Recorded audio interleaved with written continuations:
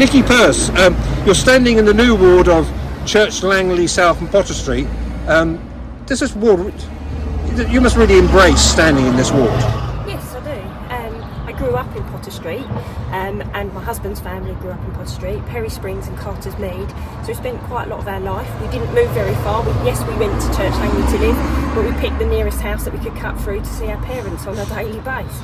So we've never lost contact with Potter Street, and it's at the heart of where we both feel.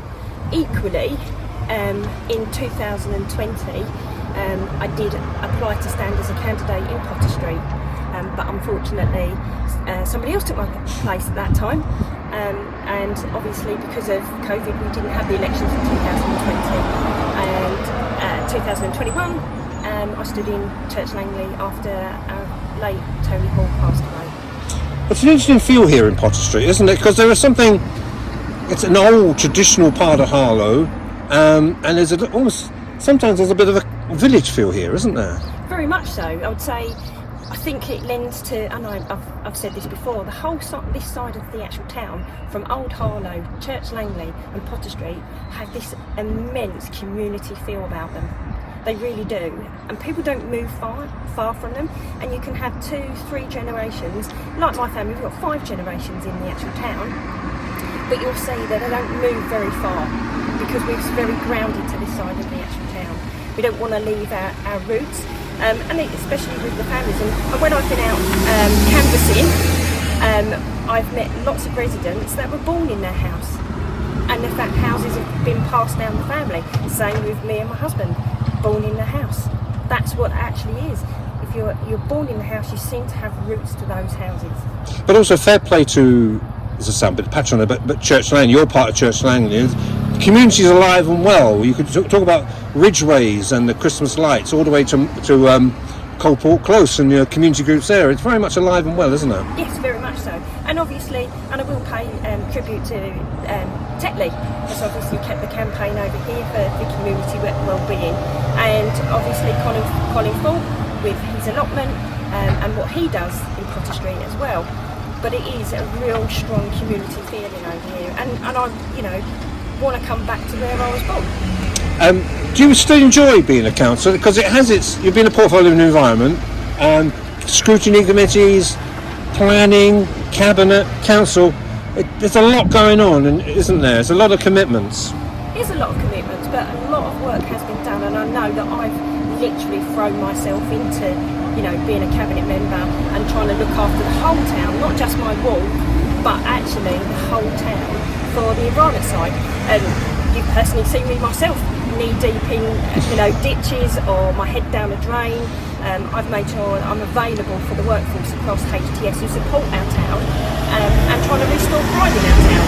Yes, because when Councillor Saul, the leader, referred to it, I thought, the Church Road Gully, you have been down there. So do you have to defend your record on the environment? Are you proud of the work you've done, or do you think there's still a lot of work to be done on environment here? I'm proud of what I've done and what the whole team has actually done. I'm really, really proud to all their, down to their estate renewal of planting, which is Lower Meadow, Barleycroft. Across the town, what we've done, the 6 residential areas that we've redone. Really proud of that. Worked with the drainage team very, very well, but there's still a lot more to do. There's still things to do. I'd like to follow up with the climate change strategy that's gone out for consultation. So following all of that up for the rest of, if I'm re-elected. One thing, you may not want me to refer to this, but dyslexia. Yes. I'm at all the meetings, and trying to read what you see in front of you, that must be quite a challenge.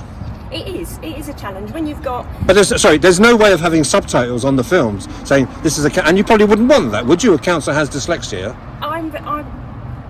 That is one thing I would love to actually see is subtitles in the sense of explaining, because anybody that's dyslexic, ADH, dyspraxia, anybody that's got that, we are really passionate about what we do. We strive a lot harder because we know that we struggle. But when you've got 600 pages of a document that has to either be done in large print, as you've seen it's been done in large print, or on coloured paper to make it easier for me to actually read. But equally, for the general public to really understand what daily challenges we face, and I really believe that I represent more so than ever the residents of Harlow. How's it been a Conservative? There's some years you can be a political party. You could ask Labour candidates in 2019 knocking on doors and trying to sell Jeremy Corbyn. 2024 knocking on doors a Conservative. Has it been tough? It has been tough. It has been tough. But remember, when we're talking about local Conservatives, and we have our own policies here and our own what we want to achieve within the town. So we're looking at our regeneration, our environment, and restoring pride in our actual town. And you know, the Regen programme is massive in the sense of what we can deliver for our town in the actual town centre. So that is our goal, is to actually sit that in from start to finish, is the Regen programme.